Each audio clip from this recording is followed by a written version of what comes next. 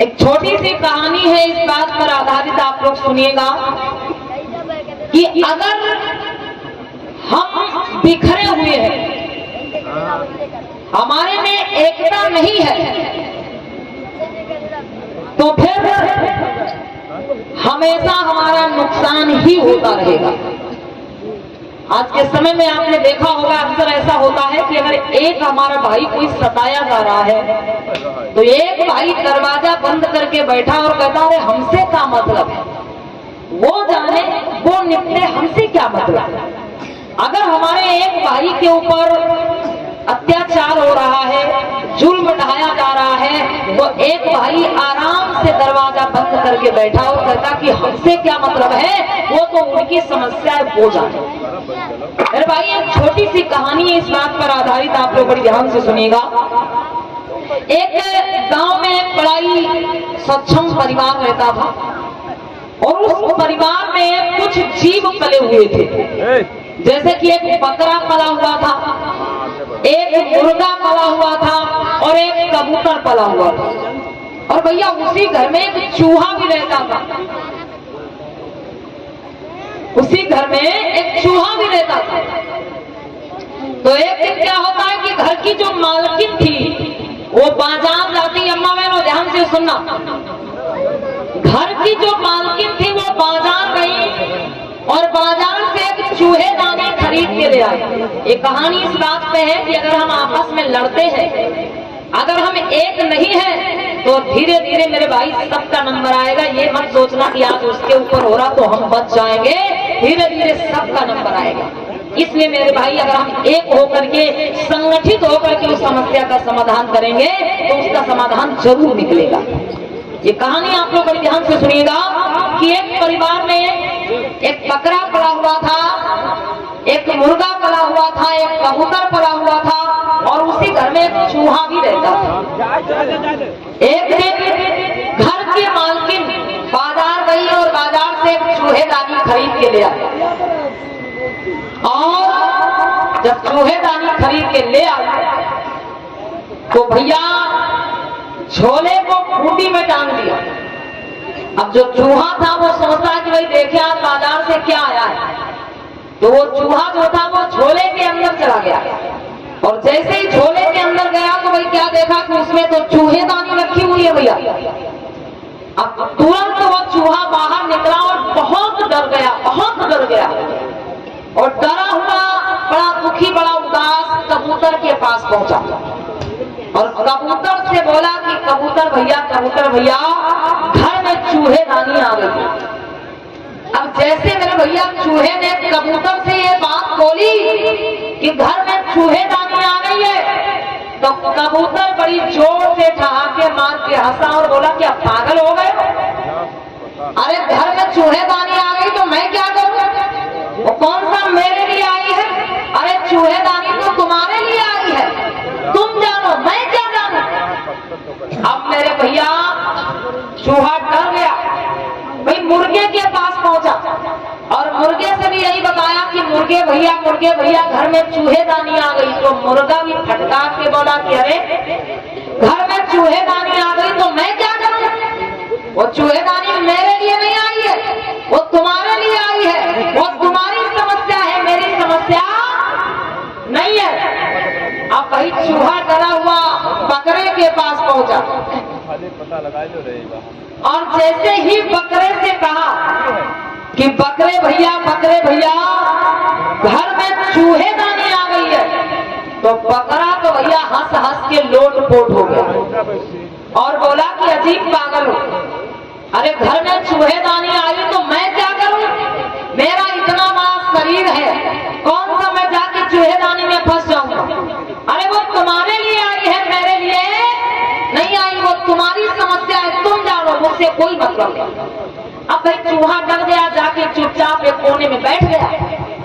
शाम हुई, घर की मालकिन ने चूहेदानी में रोटी वोटी लगा के भैया एक कोने में रख दिया और सब सो गए।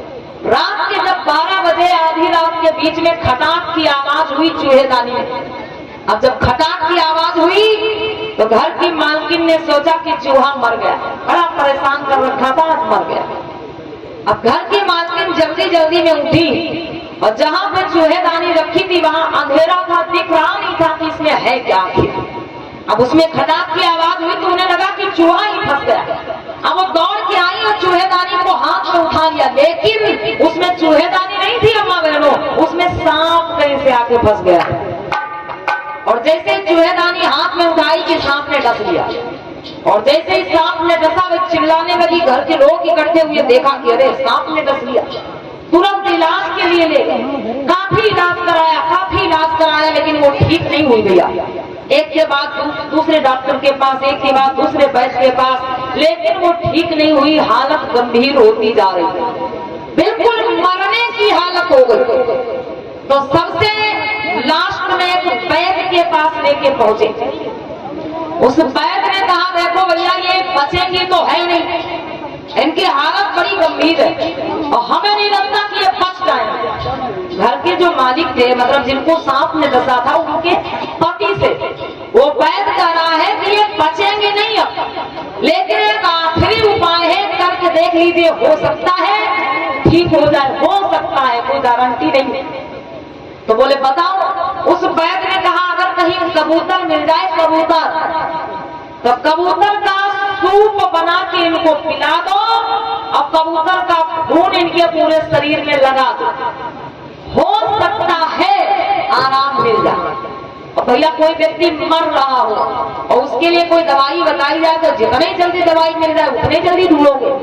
अब जैसे वैद्य ने बताया कि कबूतर का सूप बना के इनको पिला दो और खून इनके शरीर में लगा दो, हो सकता है जहर कम हो जाए, हो सकता है ठीक हो जाए। घर के मालिक ने विचार किया अरे कबूतर, फिर अचानक से ध्यान में आया कि कबूतर तो मेरे घर ही में पला है। अचानक से विचार आया कि कबूतर तो मेरे घर ही में पला है, आखिर वो किस दिन काम आएगा। फिर जब घर ही में पला है भाई तो इधर उधर क्यों जाके ढूंढे।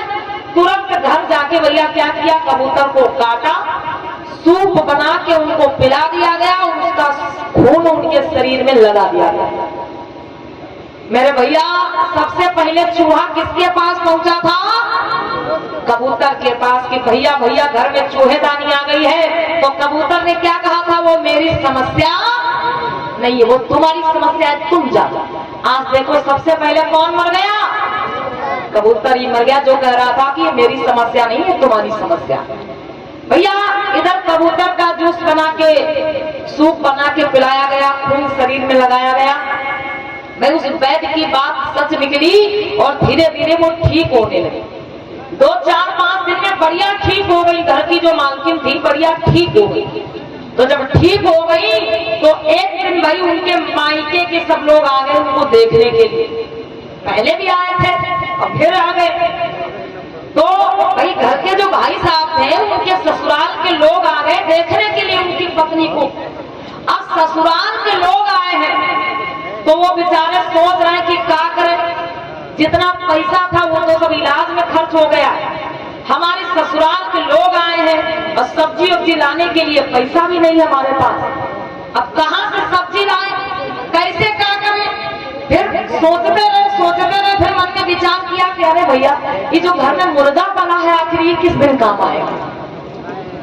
अरे वो कहा सोच रहे थे कि ससुराल के लोग आए हैं और सब्जी लाने के लिए पैसा है नहीं मेरे पास, पैसा तो सब इलाज में खर्च हो चुका, दवाई में खर्च हो चुका, अब ससुराल के लोगों को हम कहाँ खिलाएं।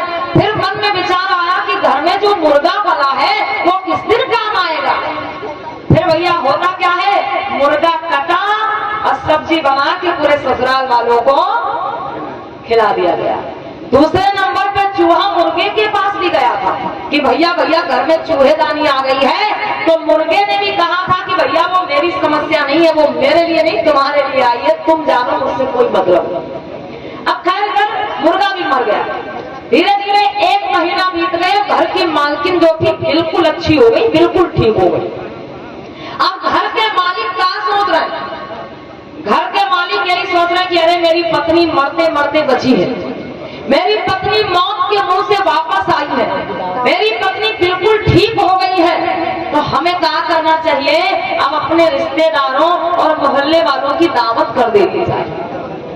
भाई हमारी पत्नी मरते मरते बची है, मौत के मुंह से वापस आई है, तो अपने पूरे रिश्तेदार और मोहल्ले वालों की दावत करनी चाहिए खुशी में भाई।